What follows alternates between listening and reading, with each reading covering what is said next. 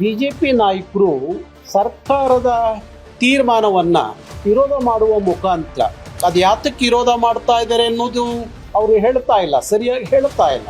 Doctor Ashwath Narayan ಅವರ ಹೇಳಿಕೆಯನ್ನ ನಾನು ಗಮನಿಸಿದೆ. ಹಿಂದಿ ವಿರೋಧ ಮಾಡೋರು ದೇಶದ್ರೋಹಿಗಳು ಅಂತ ಹೇಳಿ ರಾಷ್ಟ್ರಕವಿ ಕುವೆಂಪು ತ್ರಿಭಾಷಾ ಸೂತ್ರವನ್ನ ವಿರೋಧ ಮಾಡಿದ್ರು. ಅವತ್ತು ಗುಜರಾತ್ ಹೈಕೋರ್ಟ್ ಹೇಳ್ತು ಹಿಂದಿ ರಾಷ್ಟ್ರ ಭಾಷೆ ಅಲ್ಲ. ಯಾವ ಆಧಾರದ ಮೇಲೆ ಭಾರತದ ಒಕ್ಕೂಟ ಆಯಿತು? ಭಾಷೆ ರಾಜ್ಯಗಳ ಒಕ್ಕೂಟವೇ ಭಾರತ. ನಮ್ಮ ಪಕ್ಷ ಅಧಿಕಾರಕ್ಕೆ ಮುಂದಿನ ದಿನಗಳಲ್ಲಿ ಬಂದ್ರೆ ತ್ರಿಭಾಷಾ ಸೂತ್ರ ಜಾರಿಗೆ ತರ್ತೀವಿ. ಹೇಳ್ರಿ, ನಿಮ್ಮ ಚುನಾವಣೆ ಅಜೆಂಡದಲ್ಲಿ ಹೇಳ್ರಿ, ಅದನ್ನ ಹೇಳ್ಬಿಟ್ಟು ನಿಮ್ಮ ಪಕ್ಷವನ್ನು ಅಧಿಕಾರಕ್ಕೆ ತಂದ್ರಿ. ನಿಮ್ದೇ ಸರ್ಕಾರ ಇದೆಯಲ್ರಿ ಮಹಾರಾಷ್ಟ್ರದಲ್ಲಿ, ಅವರು ದ್ವಿಭಾಷಾ ಸೂತ್ರ ಜಾರಿಗೆ ತಂದ್ರಲ್ಲ. ತಮಿಳ್ನಾಡಲ್ಲಿ ನಾವು ತ್ರಿಭಾಷಾ ಸೂತ್ರ ತರ್ತೀವಿ ಅಂತ ಹೇಳಿ ತಮಿಳ್ನಾಡಲ್ಲಿ ಬದುಕಿ ನೀವು ಆಚೆಗೆ ಬನ್ನಿ ನೋಡೋಣ, ಅದನ್ನ ಹೇಳಿ. ಆಜ್ಞೆ ಮಾಡೋ ಐಗುಳೆಲ್ಲ ದೇವರೇ ಆಗ್ಲಿ, ಎಲ್ಲ ಕನ್ನಡ ಸುದ್ದಿಗೆ ಏನಾದ್ರೂ ಬಂದ್ರೆ ಮಾನ ಉಳಿಸೋಕಿಲ್ಲ ಅಂತ ಹೇಳಿ. ಮಾಧ್ಯಮದ ಗೆಳೆಯರಿಗೆ ಈ ಪತ್ರಿಕಾಗೋಷ್ಠಿಗೆ ಸ್ವಾಗತ ಮಾಡ್ತಾ, ಇತ್ತೀಚಿನ ದಿನಗಳಲ್ಲಿ ಕರ್ನಾಟಕ ಸರ್ಕಾರ ಕರ್ನಾಟಕದಲ್ಲಿ ಕರ್ನಾಟಕದ ಮಕ್ಕಳಿಗೆ ಶಾಪವಾಗಿ ಪರಿಗಣಿಸಿದ್ದಂತ ಶಾಪ ವಿಮೋಚನೆ ಆಗಿದೆ ಅಂತ ಹೇಳಿ ನಾನು ಹೇಳಲಿಕ್ಕೆ ಇಷ್ಟಪಡ್ತೀನಿ. ಪರೀಕ್ಷೆಗಳಲ್ಲಿ 3ನೇ ಭಾಷೆಗೆ ಇದ್ದಂತ 100 ಅಂಕಗಳ ವ್ಯವಸ್ಥೆಯನ್ನ ತೆಗೆದುಹಾಕಿ ಗ್ರೇಡಿಂಗ್ ವ್ಯವಸ್ಥೆಯನ್ನ ಜಾರಿಗೊಳಿಸಿ 3ನೇ ಭಾಷೆಯ ಪಾಸು ಅಥವಾ ಫೇಲು ಪ್ರಶ್ನೆ ಇನ್ನು ಮೇಲೆ ಉದ್ಭವಿಸುವುದಿಲ್ಲ ಅಂತ ಹೇಳಿ ರಾಜ್ಯ ಸರ್ಕಾರ ಒಂದು ಆದೇಶವನ್ನ ಮಾಡಿತು.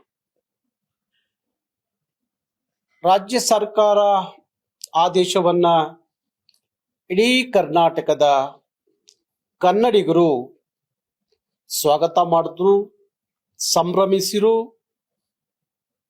ಯಾವ ಹಿಂದಿ ಒಂದು ಭಾಷೆಯಿಂದ 10ನೇ ತರಗತಿಯ ಪರೀಕ್ಷೆಗಳಲ್ಲಿ ಪ್ರತಿ ವರ್ಷ ಲಕ್ಷಾಂತರ ಮಕ್ಕಳು ಫೇಲ್ ಆಗ್ತಿದ್ರು, ಆ ಮಕ್ಕಳು ಈಗ ನಿಟ್ಟುಸಿರು ಬಿಟ್ಟು ಇನ್ಮೇಲೆ ನಮಗೆ ತ್ರಿಭಾಷಾ ಸೂತ್ರ ಬೇಡ, ನಮಗೆ ದ್ವಿಭಾಷಾ ಸೂತ್ರ ಸಾಕು ಅನ್ನುವ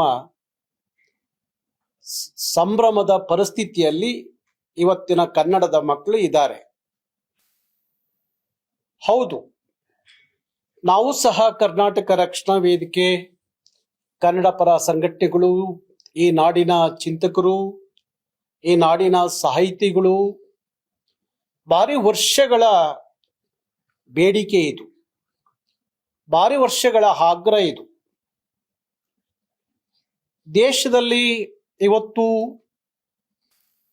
ತ್ರಿಭಾಷಾ ಸೂತ್ರ ಅಂತ ಹೇಳಿ ಜಾರಿಗಿದ್ರೆ ಅದು ಕೇವಲ 5 ರಾಜ್ಯಗಳಲ್ಲಿ ಮಾತ್ರ. ಬಹುತೇಕ ರಾಜ್ಯಗಳಲ್ಲಿ, ಅದರಲ್ಲೂ ಉತ್ತರ ಭಾರತದ ಬಹುತೇಕ ರಾಜ್ಯಗಳಲ್ಲಿ ದ್ವಿಭಾಷಾ ಸೂತ್ರ ಇದೆಯೋ ಹೊರತು ತ್ರಿಭಾಷಾ ಸೂತ್ರ ಇಲ್ಲ. ಇವತ್ತು ಕರ್ನಾಟಕ ಇರ್ಬೋದು, ಕೇರಳ ಇರ್ಬೋದು, ಪಾಂಡಿಚೇರಿ ಇರ್ಬೋದು, ತಮಿಳುನಾಡು ಇರ್ಬೋದು, ಈ ಕೆಲವೇ ರಾಜ್ಯಗಳಲ್ಲಿ ತ್ರಿಭಾಷಾ ಸೂತ್ರವನ್ನ ಜಾರಿಗೆ ಮಾಡಿ ನಮ್ಮ ಮಕ್ಕಳ ಮೇಲೆ ಭಾರಿ ದೊಡ್ಡ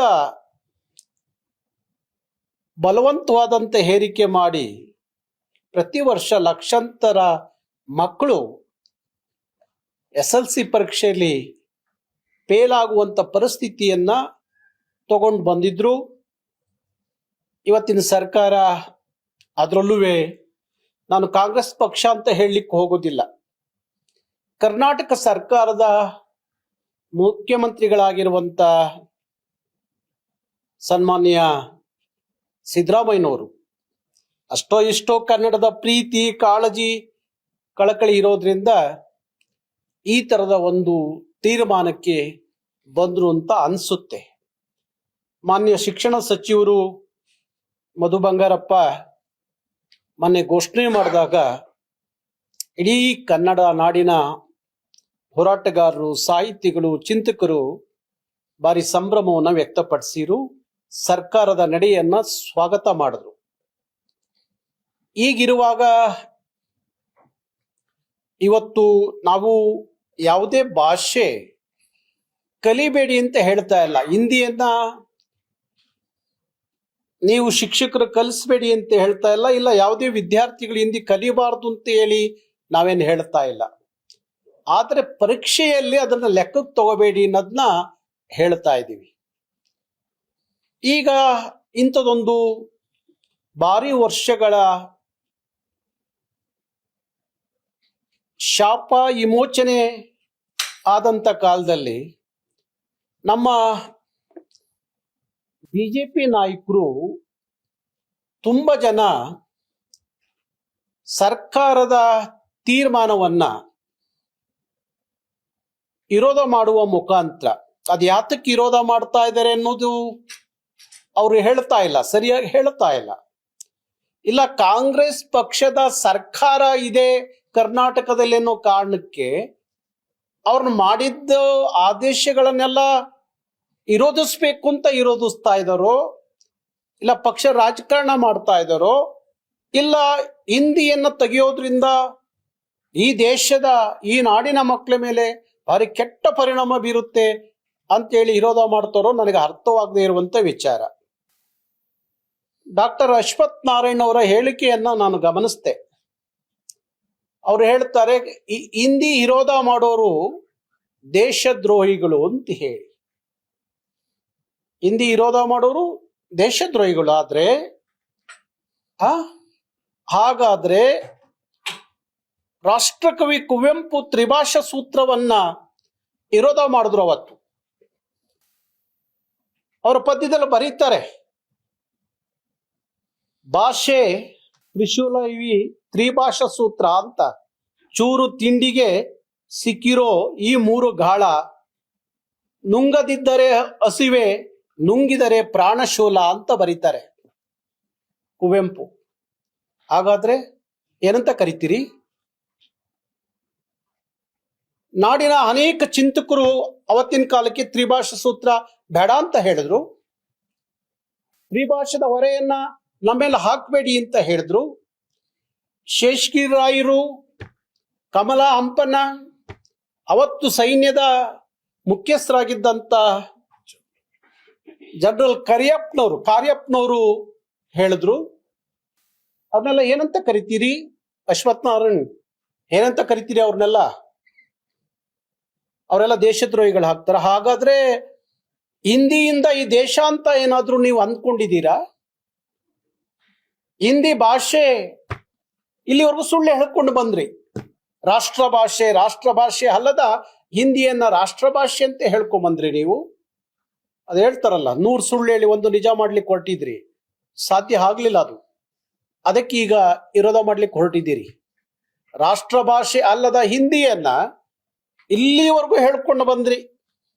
ನಾವು 1000 ಸಲ ಹೇಳಿದ್ವು ಹಿಂದಿ ರಾಷ್ಟ್ರ ಭಾಷೆ ಅಲ್ಲ ಅಂತೇಳಿ 1000 ಬಾರಿ ಹೇಳಿದ್ರು ಸಹ ಹಿಂದಿ ರಾಷ್ಟ್ರ ಭಾಷೆ ಅನ್ನೋ ವಾದವನ್ನ ನೀವು ಇನ್ನೂ ಬಿಟ್ಟಿಲ್ಲ.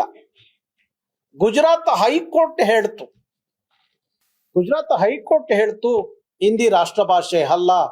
ರಾಷ್ಟ್ರ ಭಾಷೆ ಅನ್ನೋದಕ್ಕೆ ನಿಮ್ಗೆ ಏನಾದ್ರು ಯಾವ್ದಾದ್ರು ದಾಖಲೆ ಇದ್ರೆ ಕೊಡಿ ಅಂತ ಹೇಳಿ ಗುಜರಾತ್ ಹೈಕೋರ್ಟ್ ಹೇಳ್ತು.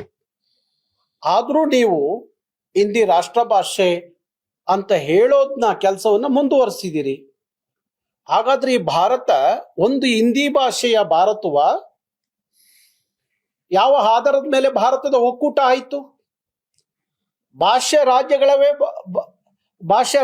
ಒಕ್ಕೂಟವೇ ಭಾರತ. ಇಲ್ಲಿಯ ಭಾಷೆ, ಇಲ್ಲಿಯ ಸಂಸ್ಕೃತಿ, ಇಲ್ಲಿಯ ಆಚಾರ ವಿಚಾರ ಭಾರತ ಶ್ರೀಮಂತಗೊಂಡಂಥದ್ದು. ಅದು ಬಿಟ್ಟು ಒಂದು ಹಿಂದಿ ಮಾತಾಡುವಂತ ಕೆಲವು ರಾಜ್ಯಗಳ ಕಾರಣಕ್ಕಾಗಿ ಹಿಂದಿಯನ್ನ ಬಲವಂತವಾಗಿ ನಮ್ಮಗಳ ಮೇಲೆ ಹೇರಿಕೆ ಮಾಡೋದು, ಕೇಂದ್ರ ಸರ್ಕಾರದ ಉದ್ಯಮಗಳಲ್ಲಿ ಹಿಂದಿ ಪರೀಕ್ಷೆಗಳನ್ನ ಕೊಡುವ ಮುಖಾಂತರ ನಮ್ಮ ಮೇಲೆ ಒತ್ತಡಗಳನ್ನು ತರೋದು, ಇದು ಯಾವ ಕಾರಣಕ್ಕಾಗಿ ಹಿಂದಿಯನ್ನ ಮುಂದಿಟ್ಕೊಂಡು ಹೊರಟು ಅನ್ನೋದು ನಮ್ಗೆ ಗೊತ್ತಿಲ್ಲ. ಹಿಂದಿಯನ್ನ ಈ ರೀತಿ ಮುಂದಿಟ್ಕೊಂಡು ಭಾರತ ಕಟ್ಟೋದಾದ್ರೆ ಭಾರತ ಅನ್ನುವ ಪರಿಕಲ್ಪನೆ ಉಳಿಯುತ್ತ ಅನ್ನೋದು ಸಾಮಾನ್ಯ ಜ್ಞಾನ ನಿಮ್ಗಿಲ್ವಾ? ಮಾತಾಡೋರಿಗೆ ಸಾಮಾನ್ಯ ಜ್ಞಾನ ಇಲ್ವಾ? ಹಿಂದಿಯಿಂದ ಒಂದು ಭಾರತ ಅನ್ನೋದಾದ್ರೆ ನೀವು ಹೇಳ್ತೀರಿ ಒಂದು ದೇಶ ಒಂದು ಭಾಷೆ ಅಂತ. ಒಂದು ದೇಶ ಒಪ್ಕೋತೀವಿ, ನಾವೇನು ಇಲ್ಲ ಅಂತ ಹೇಳ್ತಾ ಇಲ್ಲ. ಆದ್ರೆ ಒಂದು ಭಾಷೆ ಅನ್ನೋ ಮಾತು ಹಾಡಿದ್ರೆ ನಾಳೆ ಭಾರತದ ಒಕ್ಕೂಟ ಏನಾಗುತ್ತೆ ಅನ್ನುವ ಸಾಮಾನ್ಯ ಜ್ಞಾನ ಬಿಜೆಪಿ ನಾಯಕರುಗಳಿಗೆ ಇರ್ಲಿ. ಏನಾಯ್ತು? ಪಾಕಿಸ್ತಾನ ಬಾಂಗ್ಲಾದೇಶ ವಿಭಾಗ ಆಗ್ಲಿಕ್ಕೆ ಯಾವುದು ಕಾರಣ ಅಂತ ಏನಾದ್ರು ಗೊತ್ತಿದೆಯಾ? ಅವತ್ತು ಪಾಕಿಸ್ತಾನದಿಂದ ಬಾಂಗ್ಲಾದೇಶ ಆಚೆಗೆ ಹೋಗ್ಬೇಕಾದ್ರೆ ಅದು ಭಾಷೆ ಚಳುವಳಿ. ಹಾಗಾಗಿ ಅಂಥದ್ದೊಂದು ಉದಾಹರಣೆಗೆ ನೀವು ನಮ್ಮನ್ನು ಪ್ರಚೋದಿಸ್ತಾ ಇದ್ದೀರಿ ಬಿಜೆಪಿ ನಾಯಕರು ಅಂತ ನನಗೆ ಅನಿಸ್ತಾ ಇದೆ. ಪ್ರಚೋದನೆ ಮಾಡ್ತಾ ಇದ್ದೀರಿ ಅಂತ ಅನಿಸ್ತಾ ಇದೆ. ದೇಶ ಪ್ರೇಮವನ್ನ ನೀವು ನಮಗೆ ಹೇಳ್ಕೊಡ್ತೀರಿ. ಯಾವ ಸೀಮೆ ನೀವು ದೇಶ ಪ್ರೇಮಿಗಳು? ನೀವೆಲ್ಲ ಸ್ವಯಂ ಘೋಷಿತ ದೇಶ ಪ್ರೇಮಿಗಳು. ನೀವು ಯಾವತ್ತಾದ್ರೂ ಈ ದೇಶಕ್ಕೋಸ್ಕರ ಹೋರಾಟ ಮಾಡಿ ಜೈಲಿಗೆ ಹೋದವ್ರ ನೀವೆಲ್ಲ? ಇಲ್ವಲ್ಲ. ಯಾವ ಉದಾಹರಣೆಗಳು ಇಲ್ವಲ್ಲ. ಈ ದೇಶಕ್ಕಾಗಿ ಹೋರಾಟ ಮಾಡಿ ಚಳವಳಿ ಮಾಡಿ ದೇಶಕ್ಕೆ ಹೋದರು ನೀವ್ಯಾರು ಅಲ್ಲ. ಮಾನ್ಯ ನಮ್ಮ ವಿರೋಧ ಪಕ್ಷದ ನಾಯಕರು ಅಶೋಕ್ ಅವರು ನನ್ನ ಜೊತೆಯಲ್ಲಿ ಅನೇಕ ಸಂದರ್ಭದಲ್ಲಿ ಮಾತಾಡಿದ್ದಾರೆ. ನಾನು ಗೋಕಾ ಚಳವಳಿ ಮುಖಾಂತರ ರಾಜಕಾರಣಕ್ಕೆ ಬಂದಂಥದ್ದು. ಅವತ್ತು ಗೋಕಾ ಚಳವಳಿಯಲ್ಲಿ ನಡೆದಂತ ಲಾಠಿ ಚಾರ್ಜ್ ಅಲ್ಲಿ ನಾನು ಲಾಠಿ ಹೆಡ್ ತಿಂದಿದ್ದೆ ಅಂತ. ಅಶೋಕ್ ಅವರೇ, ವಿರೋಧ ಪಕ್ಷದ ನಾಯಕರು ಯಾವತ್ತಾದ್ರೂ ಪ್ರತಿ ವರ್ಷ SLCಯಲ್ಲಿ ಈ ನಾಡಿನ ಮಕ್ಕಳು ಎಷ್ಟು ಜನ ಫೇಲ್ ಆಗ್ತಾ ಇದ್ದಾರೆ ಒಂದು ಹಿಂದಿಯಿಂದ ಅಂತ ಹೇಳಿ ಅಂಕಿಅಂಶವನ್ನ ಏನಾದ್ರು ತಗೊಂಡು ನಿಮ್ಮ ವಿಧಾನಸಭೆ ಮೊನ್ನೆ ಅಧಿವೇಶನ ನಡೀತಲ್ಲ ಅವತ್ತೇನಾದ್ರೂ ಮಾತಾಡಿದೀರಾ? ಗೊತ್ತಿದೆಯಾ ಅದ್ರ ಅಂಕಿಅಂಶ ಏನು ಅಂತ? ನೀವೊಬ್ರು ವಿರೋಧ ಪಕ್ಷದ ನಾಯಕರು ಗೋಕಾ ಚಳವಳಿ ಮುಖಾಂತರ ನಾನು ರಾಜಕಾರಣಕ್ಕೆ ಬಂದೆ ಅಂತ ಹೇಳ್ತಿರಲ್ಲ. ಯಾವ ಸೀಮೆ ನಿಮ್ಮ ಕನ್ನಡ ಪ್ರೇಮ? ಯಾವ ಸೀಮೆ ಕನ್ನಡದ ಮಕ್ಕಳ ಕಾಳಜಿ? ಏನಾಗಿದೆ? ಮೊನ್ನೆ ರೈಲ್ವೆಯಲ್ಲಿ ಹಿಂದಿ ಪರೀಕ್ಷೆ ಕೊಟ್ಟರು ನಮ್ಮ ಮಕ್ಕಳಿಗೆ. ಡಿ ಗ್ರೂಪ್ ನಲ್ಲಿ ಕೆಲಸ ಮಾಡುವಂತ ಕನ್ನಡದ ಮಕ್ಕಳು ಅಲ್ಲಿ ಪ್ರಮೋಷನ್ಗೋಸ್ಕರ ನಡೆಯುವಂತ ಒಂದು ಪರೀಕ್ಷೆ 5ನೇ ಕ್ಲಾಸು 7ನೇ ಕ್ಲಾಸು ಪಾಸ್ ಆಗಿ ಬಂದಂತ ಡಿ ಗ್ರೂಪ್ ಇನ್ನೋರ್ಗೆ ನೀವು ಹಿಂದಿ ಇಂಗ್ಲಿಷ್ ಅಲ್ಲಿ ಕೊಟ್ಟು ಪ್ರಮೋಷನ್ಗೆ ಪರೀಕ್ಷೆ ಬರೀರಿ ಅಂತ ಹೇಳಿದ್ರಲ್ಲ. ಯಾರು ಸಿಕ್ಕಿತ್ತು ಪ್ರಮೋಷನ್? ಯಾರಿಗೆ ಸಿಕ್ತು? ಯಾವ ಹಿಂದಿ ಭಾಷಿಕರು ಬಂದಿದ್ರೋ ಬರೆದ್ರೋ ಅವ್ರಿಗೆ ಪ್ರಮೋಷನ್ ಸಿಕ್ತು. ಯಾಕಂದ್ರೆ ಕನ್ನಡದ ಮಕ್ಕಳಿಗೆ ಹಿಂದಿ ಅರ್ಥ ಆಗ್ಲಿಲ್ಲ, ಹಿಂದಿ ಗೊತ್ತಿರ್ಲಿಲ್ಲ. ಇದ ನಿಮ್ಮ ದೇಶ ಪ್ರೇಮ? ಕೇಳಿದ್ದೀರಾ? ಯಾವತ್ತಾದ್ರೂ ಕೇಳಿದ್ದೀರಾ ಈ ದೇಶ ಯಾವ ಇದ್ರ ಆಧಾರದ ಮೇಲೆ ನಿಂತಿದೆ ಅಂತ ಹೇಳಿ ಯಾವತ್ತಾದ್ರೂ ನೀವು ಮಾತಾಡಿದ್ದೀರಾ? ಯಾವತ್ತೂ ಮಾತಾಡ್ಲಿಲ್ಲ. ನಮ್ಮ ಪಕ್ಷ ಅಧಿಕಾರಕ್ಕೆ ಮುಂದಿನ ದಿನಗಳಲ್ಲಿ ಬಂದ್ರೆ ತ್ರಿಭಾಷಾ ಸೂತ್ರ ಜಾರಿಗೆ ತರ್ತೀವಿ. ಹೇಳ್ರಿ, ನಿಮ್ಮ ಚುನಾವಣೆ ಅಜೆಂಡದಲ್ಲಿ ಹೇಳ್ರಿ, ಅದನ್ನ ಹೇಳ್ಬಿಟ್ಟು ನಿಮ್ಮ ಪಕ್ಷವನ್ನು ಅಧಿಕಾರಕ್ಕೆ ತನ್ರಿ. ಕನಿಷ್ಠ ಯಡಿಯೂರಪ್ಪನಾಗಿರೋ ಕಾಳಜಿ ಇಲ್ವಲ್ರಿ ನಿಮಗೆ? ಯಾರಿಗೂ ಯಡಿಯೂರಪ್ಪನವ್ರಿಗಿರೋ ಕಾಳಜಿ ಇಲ್ಲ ನಿಮಗೆ. ನೀವು ಮಹಾ ದೇಶಭಕ್ತರು, ಸ್ವಯಂ ಘೋಷಿತ ದೇಶಭಕ್ತರು. ಇವ್ರು ಬಿಟ್ರೆ ದೇಶದಲ್ಲಿ ಇನ್ಯಾರು ದೇಶಭಕ್ತರೇ ಇಲ್ಲ. ಹಿಂದಿ ಮುಂದಿಟ್ಕೊಂಡು ದೇಶಭಕ್ತರು ಅಂತ ಬಸವಣ್ಣವ್ರದೊಂದು ವಚನ ಇದೆ, ಇಲ್ಲಿ ಸಲ್ಲದವನು ಎಲ್ಲಿಯೂ ಸಲ್ಲದವನಯ್ಯ, ಇಲ್ಲಿ ಸಲ್ಲುವವನು ಎಲ್ಲೆಲ್ಲಿಯೂ ಸಲ್ಲುವನಯ್ಯ ಕೂಡಲ ಸಂಗಮ ದೇವ ಅಂತ ಹೇಳಿ. ತನ್ನ ಮಾತೃಭಾಷೆ, ತನ್ನ ಜನ, ತನ್ನ ನಾಡು, ತನ್ನ ನುಡಿ ರಕ್ಷಣೆ ಮಾಡ್ಲಿಕ್ಕೆ ಆಗದೆ ಇರೋರು ಯಾವ ದೇಶ ರಕ್ಷಣೆ ಮಾಡ್ತೀರಾ ನೀವು? ಯಾವ ದೇಶ ರಕ್ಷಣೆ ಮಾಡ್ತೀರಿ? ಯಾವ ಸೀಮೆ ದೇಶಭಕ್ತರು ನೀವು? ರಾಜ್ಯಗಳಿಂದ ದೇಶ ಆಗಿದೆ. ನಿಮಗೆ ಗೊತ್ತಿಲ್ಲ ಇತಿಹಾಸ. ಅವತ್ತಿಗೆ ನಮ್ಮ ಪಂಪ ಹೇಳಿದ್ರು ಕನ್ನಡ ದೇಶದೋಳ್ ಅಂತ. ಭಾರತದ ಪರಿಕಲ್ಪನೆ ಇಲ್ದಂತ ಕಾಲದಲ್ಲಿ ಕನ್ನಡ ದೇಶದೋಳ್ ಅಂತ ಪಂಪ ಕರೆದಿದ್ರು. ಸ್ವಲ್ಪ ಇತಿಹಾಸ ಓದ್ಕೊಳ್ಳಿ ತಾವುಗಳು. ಅದ ಬಿಟ್ಟು ಈ ತರ ಹಸಿ ಸುಳ್ಳುಗಳು ಹೇಳಿ ದೇಶ ಭಾಷೆ ರಾಷ್ಟ್ರ ಭಾಷೆ ಅಂತ ಹೇಳ್ಕೊಂಬಂದ್ರಲ್ಲ ನೀವು. ಅದು ರಾಷ್ಟ್ರ ಭಾಷೆ ಅಲ್ಲದ ಹೇಳ್ಕೊಂಡು ಬಂದು ಆಗದೆ ಇದ್ದ ಕಾರಣಕ್ಕೆ ಈಗ ನೀವು ಕಾಂಗ್ರೆಸ್ನ ವಿರೋಧ ಮಾಡಿ ಬೇಡ ಅಂತ ಹೇಳಲ್ಲ. ಕಾಂಗ್ರೆಸ್ ಪಕ್ಷನ ವಿರೋಧ ಮಾಡಿ ನೀವಿಬ್ರು ನಿಂತ್ಕೊಂಡು ಬೀದಿಯಲ್ಲಿ ಬಡದಾಡಿ, ನಮಗದ್ರ ಅಗತ್ಯ ಇಲ್ಲ. ಆದ್ರೆ ಕನ್ನಡದ ವಿಚಾರದಲ್ಲಿ, ಕರ್ನಾಟಕದ ವಿಚಾರದಲ್ಲಿ, ಈ ನಾಡಿನ ಮಕ್ಕಳ ವಿಚಾರದಲ್ಲಿ ಏನಾದ್ರೂ ಬಂದ್ರೆ ನನಗೆ ಅನ್ಸುತ್ತೆ, ರಾಜರತ್ನಂ ಅವರ ಪದ್ಯ ನೆನಪಿಗೆ ಬರುತ್ತೆ. ಆಜ್ಞೆ ಮಾಡೋ ಐಗಳೆಲ್ಲ ದೇವರೇ ಆಗ್ಲಿ, ಎಲ್ಲ ಕನ್ನಡ ಸುದ್ದಿಗೆ ಏನಾದ್ರೂ ಬಂದ್ರೆ ಮಾನ ಉಳ್ಸೋಕಿಲ್ಲ ಅಂತ ಹೇಳಿ. ನಿಮ್ಗೆ ಇದನ್ನು ಚೆನ್ನಾಗಿ ಅರ್ಥ ಮಾಡ್ಕೊಳ್ಳಿ. ಕೆಲವು ಹಿಂದಿ ಶಿಕ್ಷಕರು ಕೋರ್ಟ್ಗೆ ಹೋಗ್ತೀವಿ ಅಂತ ಹೇಳ್ಕೊಂಡಿದ್ರಿ, ನೀವು ಕೋರ್ಟ್ಗೆ ಹೋಗ್ರಿ, ಯಾರು ಬೇಡ ಅಂತ ನಾವೇನು ತಡಿತಾ ಇಲ್ಲ. ನೀವು ಕೋರ್ಟ್ಗೆ ಹೋದ್ರೆ ನಾವೆಲ್ಲಿಗೆ ಹೋಗ್ಬೇಕು ಅಂತ ತೀರ್ಮಾನ ಮಾಡ್ತೀವಿ, ಹೋಗಿ ಕೋರ್ಟಿಗೆ.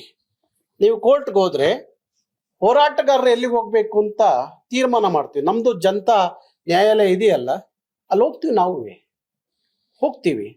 ಯಾವುದೇ ಕಾರಣಕ್ಕೂ ಇಂಥ ಬೆದರಿಕೆಗಳಿಗೆಲ್ಲ ನಾವು ಬಗ್ಗೋದೂ ಇಲ್ಲ, ಜಗ್ಗೋದೂ ಇಲ್ಲ. ಅದಕ್ಕಾಗಿ ಹೇಳ್ತಾ ಇದ್ದೀನಿ, ಯಾವುದು ಶಂಕುವಿನ ತೀರ್ಥ, ಈ ನಮ್ಮ ಕರ್ನಾಟಕದ ಬಿಜೆಪಿ ನಾಯಕರುಗಳು ಮಾತಾಡ್ತಾ ಇರೋದು ಅವ್ರ ಮಾತುಗಳಲ್ಲ, ಯಾವುದು ಶಂಕಿನಿಂದ ಬಂದಂತ ತೀರ್ಥ ಅಂತ ಅನಿಸ್ತಾ ಇದೆ. ಯಾರು ನಿಮ್ಮ ರಾಷ್ಟ್ರ ನಾಯಕರುಗಳು ಏನಾದ್ರು ನಿಮಗೆ ವಿರೋಧ ಮಾಡಿ ಕರ್ನಾಟಕ ಸರ್ಕಾರ ತಂದಿರುವಂತ ಐತಿಹಾಸಿಕ ತೀರ್ಪನ್ನು ವಿರೋಧ ಮಾಡಿ ಅಂತ ಏನಾದ್ರು ಹೇಳಿದಾರೇನು? ಅದಕ್ಕೆ ವಿರೋಧ ಮಾಡ್ತಾ ಇದ್ದೀರಾ? ಕಾಂಗ್ರೆಸ್ ಪಕ್ಷ ಅಧಿಕಾರದಲ್ಲಿ ಇದೆ ಅನ್ನೋದಕ್ಕೆ ವಿರೋಧ ಮಾಡೋದಾದ್ರೆ ಮಾಡ್ಕೊಳ್ಳಿ, ನಮ್ಗೇನು ಇದಿಲ್ಲ. ಆದ್ರೆ ಅದರ ಪರಿಣಾಮ ಏನಾಗಿತ್ತು ಕರ್ನಾಟಕದ ಮಕ್ಕಳ ಮೇಲೆ? ಲಕ್ಷಾಂತರ ಮಕ್ಕಳ ಬದುಕೇನಾಗ್ತಾ ಇದೆ, ಏನಾಗ್ತಾ ಇದಾರೆ ಈ ನಾಡಿನ ಮಕ್ಕಳು? ಒಬ್ರು ಮಾತಾಡ್ತಾ ಇಲ್ವಲ್ಲ ನೀವು? ಪ್ರತಿ ವರ್ಷ SLC ಪರೀಕ್ಷೆಯಲ್ಲಿ ಕನ್ನಡದ ಮಕ್ಕಳು, ಲಕ್ಷಾಂತರ ಮಕ್ಕಳು ಫೇಲ್ ಆಗ್ತಾ ಇದಾರಲ್ಲ, ಮಾತಾಡ್ರಿ, ಅದನ್ನ ಹೇಳ್ರಿ ಕರ್ನಾಟಕದ ಜನರಿಗೆ, ಕನ್ನಡದ ಮಕ್ಕಳಿಗೆ ಹೇಳ್ರಿ ಅದನ್ನ. ಅದೇನೂ ಹೇಳದೆ ಬರೇ ನೀವು ಹಿಂದಿ ಕಲಿಬೇಕು ಬಲವಂತವಾದ ಹೇರಿಕೆ ನೀವ್ ಹೇಳ್ತೀರಿ. ಹಿಂದಿ ಮತ್ತು ಸಂಸ್ಕೃತ ಇವೆರಡು ದೇಶದ ಐಕ್ಯತೆ. ಹಾಗಾದ್ರೆ ಬೇರೆ ಭಾಷೆಗಳೆಲ್ಲ ಏನಂತ ಅನ್ಕೊಂಡಿದ್ದೀರಿ? ಎರಡು ಭಾಷೆ ಉಳಿಸ್ಕೊಂಡು ಈ ದೇಶ ಕಟ್ಲಿಕ್ಕಾಗುತ್ತೇನೋ? ದೇಶ ಉಳಿಸ್ಕೊಳಕ್ಕಾಗುತ್ತೇನೋ? ಇದೆಲ್ಲ ಬಿಟ್ಬಿಟ್ಟು ಈ ನಾಡಿನ ಮಕ್ಕಳ ಹಿತವನ್ನ ನೋಡ್ರಿ. ಫಸ್ಟು ಈ ನೆಲದ ಮಕ್ಕಳು ಏನಾಗಿದ್ದಾರೆ, ಏನ್ ಹಾಕ್ತಾ ಇದ್ದಾರೆ ಅದನ್ನ ತಿಳ್ಕೊಳ್ಳಿ. ಪ್ರತಿ ವರ್ಷ ಏನಾಗ್ತಾ ಇದೆ ಅಂತ ಹೇಳಿ ತಿಳ್ಕೊಳ್ಳಿ. ಇವತ್ತರೆಗೂ ಒಬ್ರು ಕೇಳೋದಿಲ್ಲ ನೀವು. ನಿಮ್ದೇ ಆದಂತ ಕೇಂದ್ರದ ಉದ್ಯಮ ರೈಲ್ವೆ ಇಲಾಖೆಯಲ್ಲಿ ಎಷ್ಟು ಅನ್ಯಾಯ ಆಗ್ತಾ ಇದೆ, ಹಿಂದಿ ಮುಂದಿಟ್ಕೊಂಡು ನಮ್ಮ ನಾಡಿನ ಮಕ್ಕಳ ಮೇಲೆ ಎಷ್ಟು ಅನ್ಯಾಯ ಆಯ್ತು. ಮೊನ್ನೆ ಯಾರು ಒಬ್ಬ ಸಂಸದರು ಮಾತಾಡ್ಲಿಲ್ಲ, ಒಬ್ಬ ಮಂತ್ರಿಗಳು ಮಾಜಿ ಮಂತ್ರಿಗಳು ಮಾತಾಡ್ಲಿಲ್ಲ, ಯಾರು ಮಾತಾಡ್ಲಿಲ್ವಲ್ರಿ? ನೀವು ಯಾರುವೆ? ಕಾಂಗ್ರೆಸ್ನವರು ಮಾತಾಡ್ಲಿಲ್ಲ, ಬಿಜೆಪಿಯವರು ಮಾತಾಡ್ಲಿಲ್ಲ. ಮತ್ತೆ ನಾವೇ ಬೀದಿಗಿಳಿಬೇಕು, ಚಳವಳಿಗಾರರೇ ಬೀದಿಗಿಳಿಬೇಕು, ನಾವು ಕೇಸ್ ಹಾಕಿಸ್ಕೋಬೇಕು, ಜೈಲಿಗೆ ಹೋಗ್ಬೇಕು. ಮತ್ ನಿಮ್ಮನ್ನ ಆಯ್ಕೆ ಮಾಡಿ ಯಾಕೆ ಕಳ್ಸಿರೋದು? ಯಾಕೆ ನಿಮ್ಮನ್ನ ಆಯ್ಕೆ ಮಾಡಿ ಕಳ್ಸಿರೋದು? ಇಲ್ಲಿ ರಾಜಕೀಯ ತಗೊಂಡ್ಬರ್ತೀರಲ್ರಿ, ಇಂಥ ವಿಚಾರದಲ್ಲಿ ರಾಜಕಾರಣ ಮಾಡಕ್ ಕೊಟ್ಟಿರಿ. ಎಲ್ಲಾ ವಿಚಾರದಲ್ಲೂ ರಾಜಕಾರಣ ಮಾಡಕ್ ನಿಂತ್ರೆ ಕಲೀರಿ, ತಮಿಳ್ನಾಡಲ್ಲಿ ಕಲೀರಿ. ಹೇಳಿ, ಈಗ ತಮಿಳ್ನಾಡಲ್ಲಿ ಚುನಾವಣೆ ನಡೀತಾ ಇದೆ ಅಲ್ಲ, ಅಲ್ಲಿ ತ್ರಿಭಾಷಾ ನಮ್ದು ಬಿಜೆಪಿ ಪಕ್ಷ ಅಧಿಕಾರಕ್ಕೆ ಬಂದ್ರೆ ತಮಿಳ್ನಾಡಲ್ಲಿ ನಾವು ತ್ರಿಭಾಷಾ ಸೂತ್ರ ತರ್ತೀವಿ ಅಂತ ಹೇಳಿ ತಮಿಳ್ನಾಡಲ್ಲಿ ಬದುಕಿ ನೀವು ಆಚೆಗೆ ಬನ್ನಿ ನೋಡೋಣ, ಅದನ್ನ ಹೇಳಿ ಘೋಷಣೆ ಮಾಡಿ. ಆಗುತ್ತಾ? ಸಾಧ್ಯ ಇದೆಯಾ? ಅಲ್ಲಿ ಅವತ್ತಿನ ಕಾಲಕ್ಕೆ ಅವರು ದ್ವಿಭಾಷಾ ಸೂತ್ರ ತಗೊಬಂದ್ರು. ನಿಮ್ ಪಕ್ಕದ್ದು ಮಹಾರಾಷ್ಟ್ರ, ನಿಮ್ದೇ ಸರ್ಕಾರ ಇದೆಯಲ್ರಿ, ಮಹಾರಾಷ್ಟ್ರದಲ್ಲಿ ನಿಮ್ ಸರ್ಕಾರ ಇದೆಯಲ್ಲ, ಅವರು ದ್ವಿಭಾಷಾ ಸೂತ್ರ ಜಾರಿಗೆ ತಂದ್ರಲ್ಲ, ಅವ್ರನ್ನೇನ್ ದೇಶದ್ರೋಹಿಗಳಂತ ಕರಿತೀರಾ? ಮಹಾರಾಷ್ಟ್ರದ ಮುಖ್ಯಮಂತ್ರಿಗಳೇ ಕೇಳಿಸ್ಕೊಳ್ಳಿ, ನಿಮ್ಮ ಪಕ್ಷ ನಿಮ್ಮನ್ನ ದೇಶದ್ರೋಹಿ ಅಂತ ಕರೆಯುತ್ತೆ, ನಿಮ್ಮ ನಾಯಕರುಗಳು ದೇಶದ್ರೋಹಿ ಅಂತ ಕರೀತಾರೆ, ಕೇಳಿಸ್ಕೊಳ್ಳಿ ನೀವು. ಬಿಜೆಪಿ ಅಧಿಕಾರದಲ್ಲಿ ಇದ್ರೂ ಮಹಾರಾಷ್ಟ್ರದಲ್ಲಿ ದ್ವಿಭಾಷಾ ಸೂತ್ರ ಜಾರಿಗೆ ತರ್ತಾರೆ. ಅದು ಆ ರಾಜ್ಯದ ಪ್ರೀತಿ, ಆ ಮಕ್ಕಳ ಪ್ರೀತಿ, ಆ ನಾಯಕರುಗಳಿಗೆ. ಇವ್ರು ಏನು ಎಲ್ಲ ವಿಶ್ವಮಾನವರು. ಇವರು ಅಧಿಕಾರಕ್ಕೆ ಬಂದ ತಕ್ಷಣ ಭಾಷೆ ಬೇಕಾಗಿಲ್ಲ, ಭಾಷೆಯ ಜನರು ಬೇಕಾಗಿಲ್ಲ, ನಾಡಿನ ಹಿತ ಬೇಕಾಗಿಲ್ಲ, ಎಲ್ಲ ವಿಶ್ವಮಾನವರು ಆಗ ಕೊಟ್ಬಿಟ್ಟಿದ್ದಾರೆ. ಹಾಗಾಗಿ ಮೊದಲು ಕನ್ನಡಿಗರನ್ನ ಪ್ರೀತಿಸೋದ್ ಕಲೀರಿ, ಕನ್ನಡವನ್ನ ಪ್ರೀತಿಸೋದ್ ಕಲೀರಿ, ಕರ್ನಾಟಕವನ್ನ ಪ್ರೀತಿಸೋದ್ ಕಲೀರಿ. ಆಮೇಲೆ ದೇಶ ಪ್ರೀತಿಸ್ತೀರಿ ಅನ್ನೋ ನಂಬಿಕೆ. ಇದನ್ನೇ ಪ್ರೀತಿ ಮಾಡಿದವರು, ನಮ್ಮ ಸ್ವಂತ ನಾಡನ್ನ ನುಡಿಯನ್ನ ಪ್ರೀತಿ ಮಾಡಿದವರು ಯಾವ ದೇಶ ಕಟ್ತೀರಿ? ಯಾವ ದೇಶ ಪ್ರೇಮ ನಿಮ್ದು? ನಾವು ನೋಡ್ತಾ ಇರ್ತೀವಿ, ಮಾತಿಗೆ ಮುಂಚೆ ಏನಾದ್ರೂ ನಾವು ಮಾತಾಡಿದ್ರೆ ಸಾಕು, ಬಂದ್ಬಿಟ್ಟು ಸೋಷಿಯಲ್ ಮೀಡಿಯಾಗಳಲ್ಲಿ ಕೆಲವರು ಬರೀತಾರೆ ದೇಶ ವಿರೋಧಿಗಳು ಇವರು ಅಂತ ಹೇಳಿ. ಕನ್ನಡದ ಬಗ್ಗೆ ಮಾತಾಡಿದ್ರೆ, ಕರ್ನಾಟಕದ ಬಗ್ಗೆ ಮಾತಾಡಿದ್ರೆ ದೇಶ ವಿರೋಧಿಗಳು ಅಂತ ಬರೀತಾರೆ. ನಕಲಿ ದೇಶ ಪ್ರೇಮಿಗಳು ನೀವೆಲ್ಲ, ಸ್ವಯಂ ಘೋಷಿತ ದೇಶ ಪ್ರೇಮಿಗಳು. ಯಾರಿಗೆ ಹೇಳ್ತೀರಿ ನೀವು? ಹಾಗಾಗಿ ಪದೇ ಪದೇ ಇಂಥ ಹೇಳಿಕೆಗಳನ್ನ ಕೊಡೋದು ನಿಲ್ಸಿರ ಸರಿ. ಇಲ್ಲದೆ ಹೋದ್ರೆ ಇಡೀ ರಾಜ್ಯದಲ್ಲಿ ಈ ಆಂದೋಲನ ಪ್ರಾರಂಭ ಆದ್ರೆ ನೀವ್ಯಾರೂ ತಡೆಯಕ್ಕಾಗೋದಿಲ್ಲ, ಯಾರೂ ತಡೆಯಕ್ಕಾಗೋದಿಲ್ಲ. ಈಗ ಸಣ್ಣ ಕಿಡಿ ಹತ್ಕೊಂಡಿದೆ. ನಾನು ಹೇಳಿದೆ, ಮೊನ್ನೆ ಮುಖ್ಯಮಂತ್ರಿಗಳಿಗೆ ಹೇಳಿದೆ, ಈಗ ಮೊದಲನೇ ಹೆಜ್ಜೆ ಇಟ್ಟಿದ್ದೀರಿ, ದ್ವಿಭಾಷಾ ಸೂತ್ರ ಜಾರಿಗೆ ತನ್ನಿ ಅಂತ ಹೇಳಿದೆ ಮುಖ್ಯಮಂತ್ರಿಗಳಿಗೆ. ಹೇಳಿದ್ರು ಮುಖ್ಯಮಂತ್ರಿಗಳು, ಸದ್ಯದಲ್ಲೇ ದ್ವಿಭಾಷಾ ಸೂತ್ರ ಜಾರಿಗೆ ತರುವಂತ ಪ್ರಯತ್ನದಲ್ಲಿ ಇದೀನಿ, ಜಾರಿಗೆ ತರ್ತೀನಿ ಅಂತ ಹೇಳ್ತಾ ಇದ್ರು ಮುಖ್ಯಮಂತ್ರಿಗಳು. ಬೇಕು ನಮಗೆ ತ್ರಿಭಾಷಾ ಸೂತ್ರದ ಅಗತ್ಯ ಇಲ್ಲ. ಬೇರೆ ರಾಜ್ಯಗಳಲ್ಲಿ 5 ಭಾಷೆ ಕಲಿತಾರೆ, ನಾವ್ಯಾಕ್ರಿ 6 ಭಾಷೆ ಕಲಿಬೇಕು ನಮ್ಮ ಮಕ್ಕಳು? ಆ ಒತ್ತಡವನ್ನ ನಮ್ಮ ಮೇಲೆ ಯಾಕೆ ಹಾಕ್ತೀರಿ? ಇಲ್ಲಿದೆ ನೋಡಿ, ಕೇವಲ ಭಾರತದಲ್ಲಿ 5 ರಾಜ್ಯಗಳಲ್ಲಿ ಮಾತ್ರ ತ್ರಿಭಾಷಾ ನೀತಿ, ಇನ್ನೆಲ್ಲ ರಾಜ್ಯಗಳಲ್ಲಿ ದ್ವಿಭಾಷಾ ನೀತಿ ಇದೆ. ನಮಗೆ ಮಾತ್ರ ತ್ರಿಭಾಷಾ ನೀತಿಯನ್ನ ಪಾಠ ಮಾಡ್ತೀರಿ ನೀವು. ಏನ್ ಮಾಡ್ಬೇಕು ನಮ್ಮ ಮಕ್ಕಳು? ಇಲ್ಲ ಹಿಂದಿ ಕಲಿಯೋದ್ರಿಂದ ನಮ್ಮ ಮಕ್ಕಳಿಗೆ ಲಕ್ಷಾಂತರ ಜನ ಕನ್ನಡಿಗರ ಉದ್ಯೋಗ ಏನಾರು ಕೊಟ್ಟಿದ್ದೀರಾ? ಇಲ್ಲ ನೀವು ನಮಗೆ ಹೇಳ್ತಿರಲ್ಲ, ಇಂಗ್ಲಿಷನ್ನ ನೀವು ಪ್ರೀತಿ ಮಾಡೋರು ದೇಶದ ಭಾಷೆ ಹಿಂದಿ ಯಾಕೆ ಪ್ರೀತಿ ಮಾಡಬಾರ್ದು ಅಂತ ಹೇಳಿ. ಉತ್ತರ ಭಾರತದಲ್ಲಿ ಹಾಗಾದ್ರೆ ಅವ್ರನ್ನೆಲ್ಲ ಇಂಗ್ಲಿಷ್ ಕಲಿತಿದಾರಲ್ಲಪ್ಪ, ಆ ಶಾಲೆಗಳನ್ನೆಲ್ಲ ಮುಚ್ಚಿಸ್ಬಿಡಿ. ಅಲ್ಲಿ ಹಿಂದಿ ಶಾಲೆಗಳನ್ನ ಇಂಗ್ಲಿಷ್ ಶಾಲೆಗಳಾಗಿ ಪರಿವರ್ತನೆ ಮಾಡ್ತಾ ಇದ್ರಲ್ಲ ಉತ್ತರ ಭಾರತದ ರಾಜ್ಯಗಳಲ್ಲಿ. ಅಲ್ಲಿ ಮಕ್ಕಳು ಇಂಗ್ಲಿಷ್ ಕಲ್ತ್ರೆ ವಿಶ್ವದಲ್ಲಿ ಹೋಗಿ ಕೆಲಸ ಮಾಡ್ಬೋದು ಅನ್ನೋ ಕನ್ಸು ಕಟ್ಕೊಂಡು ಇಂಗ್ಲಿಷ್ ಕಲಿತಿದಾರಲ್ಲ, ಅಲ್ಲಿ ಎಲ್ಲ ಇಂಗ್ಲಿಷ್ ಶಾಲೆಗಳನ್ನ ಮುಚ್ಚಿಬಿಡ್ರಿ ನೀವು, ಬರೀ ಅಲ್ಲಿ ಹಿಂದಿ ಇಟ್ಕೊಳ್ರಿ. ಉತ್ತರ ಭಾರತದ ರಾಜ್ಯಗಳಲ್ಲಿ ಅಲ್ಲಿ ದ್ವಿಭಾಷಾ ಸೂತ್ರ, ಅಲ್ಲಿ ಹಿಂದಿ ಮತ್ತು ಇಂಗ್ಲಿಷ್. ನಾವು ಮಾತ್ರ ತ್ರಿಭಾಷಾ ಸೂತ್ರ. ಇದು ಯಾವ ಧರ್ಮ ನಿಮ್ದು? ಬಾರಿ ಧರ್ಮ ರಾಜಕಾರಣ ಮಾಡೋರಿಗೆ ನಿಮ್ಗೆ ಯಾವ ಧರ್ಮ ಅರ್ಥ ಇದೆಯಾ? ಗೊತ್ತಿದೆಯಾ? ಮಾತಾಡಿ ಇನ್ಮೇಲೆ. ಅಶೋಕ್ ಅವರೇ ಮಾತಾಡಿ. ನಿಮ್ ಕ್ಷೇತ್ರದಲ್ಲಿ ಅವ್ನು ಯಾರೋ ಒಬ್ಬ ನಾಯ್ಡನ ಎದುರಿಸಕ್ ಆಗ್ಲಿಲ್ಲ ನಿಮ್ ಕೈಲಿ. ನನ್ನ ರಕ್ಷಣೆ ಕೇಳಿದ್ರಿ, ಜ್ಞಾಪನ ಇದೆಯಾ? ನೀವು ರಕ್ಷಣೆಗೆ ಬಂದವರು ಅವತ್ತು ಕರ್ನಾಟಕ ರಕ್ಷಣಾ ವೇದಿಕೆಯವರು. ನಿಮಗೆ ದೇಶದ್ರೋಹಿಗಳ ತರ ಕಾಣ್ತೀವ ನಾವು? ಇನ್ನೊಂದಷ್ಟು ವಿಚಾರಗಳಿದೆ, ಇನ್ನೊಮ್ಮೆ ಮಾತಾಡ್ತೀನಿ ಅಶೋಕ್ ಅವರೇ. ಕನ್ನಡದ ವಿಚಾರದಲ್ಲಿ, ಕರ್ನಾಟಕದ ವಿಚಾರದಲ್ಲಿ, ನಾಡಿನ ಮಕ್ಕಳ ಭವಿಷ್ಯದ ವಿಚಾರದಲ್ಲಿ ತಾವು ರಾಜಕಾರಣ ಮಾಡಬೇಡಿ. ಒಂದು ಕಾವೇರಿ ವಿಚಾರ ಬರಲಿ, ಕೃಷ್ಣೆ ವಿಚಾರ ಬರಲಿ, ಮಾದಾಯಿ ವಿಚಾರ ಬರಲಿ, ಯಾರಾದ್ರೂ ಕರ್ನಾಟಕದ ಸಂಸದರು ಒಟ್ಟಿಗೆ ನಿಂತು ಒಂದ್ ದಿವಸ ಕರ್ನಾಟಕದ ಧ್ವನಿಯಾಗಿ ಯಾರಾದ್ರೂ ಮಾತಾಡಿದ್ದೀರಾ? ಅಲ್ಲೂ ಕೆಟ್ಟ ನಿಮ್ಮ ರಾಜಕೀಯ ನೀತಿ, ರಾಜಕಾರಣ, ಪಕ್ಷ ರಾಜಕೀಯ ಮಾಡ್ತೀರಿ. ಕಲೀರಿ ಆ ತಮಿಳ್ನಾಡೋರ ಹತ್ರ ಸ್ವಾಭಿಮಾನವನ್ನ. ಡಿಎಂಕೆ ಎಷ್ಟೇ ಅವರ ಚುನಾವಣೆಯ ಸಂದರ್ಭನೋ ಅವ್ರನ್ನ ಟೀಕ್ಸೋದು ಮಾಡ್ತಾರೆ, ಆದ್ರೆ ಕಾವೇರಿ ವಿಚಾರ ಬಂದಾಗ ಡಿಎಂಕೆ ಒಟ್ಟಿಗೆ ನಿಂತ್ಕೊಂಡು ಆ ರಾಜ್ಯದ ಪರವಾಗಿ ಕೆಲಸ ಮಾಡ್ತಾರೆ. ನೀವು ಒಂದು ದಿವಸ ಕರ್ನಾಟಕದ ರಾಜಕಾರಣಿಗಳು ಈ ನಾಡಿನ ಪರವಾಗಿ ಒಟ್ಟಿಗೆ ನಿಂತ್ಕೊಂಡು ಕೆಲಸ ಮಾಡಿದ್ದು ನೋಡ್ಲಿಲ್ಲ ನಾವು. ನೀವು ದೇಶ ಪ್ರೇಮವನ್ನು ನಮಗೆ ಹೇಳಕ್ ಬರ್ತೀರಿ. ಯಾವ ಸೀಮೆ ನಿಮ್ದು ದೇಶ ಪ್ರೇಮ? ನಿಮ್ಮ ನೆಲವನ್ನ ನೀವು ರಕ್ಷಣೆ ಮಾಡಕ್ ಆಗದೆ ಇರೋರು, ನಿಮ್ಮ ಭಾಷೆಯನ್ನ ರಕ್ಷಣೆ ಮಾಡ್ಲಿಕ್ಕೆ ಆಗದೆ ಇರೋರು, ನಿಮ್ಮ ಮಕ್ಕಳ ಭವಿಷ್ಯವನ್ನ ರಕ್ಷಣೆ ಮಾಡ್ಲಿಕ್ಕೆ ಆಗದೆ ಇರೋರು, ಯಾವ ಸೀಮೆ ನಿಮ್ದು ದೇಶ ಪ್ರೇಮ ಅನ್ನೋದು? ಹಾಗಾಗಿ ನಾವು ಏಪ್ರಿಲ್ 1ರಿಂದ ಇಡೀ ರಾಜ್ಯ ವ್ಯಾಪ್ತಿಯಲ್ಲಿ ಈ ಆಂದೋಲನ ತಗೊಂಡು ಹೋಗ್ತೀವಿ.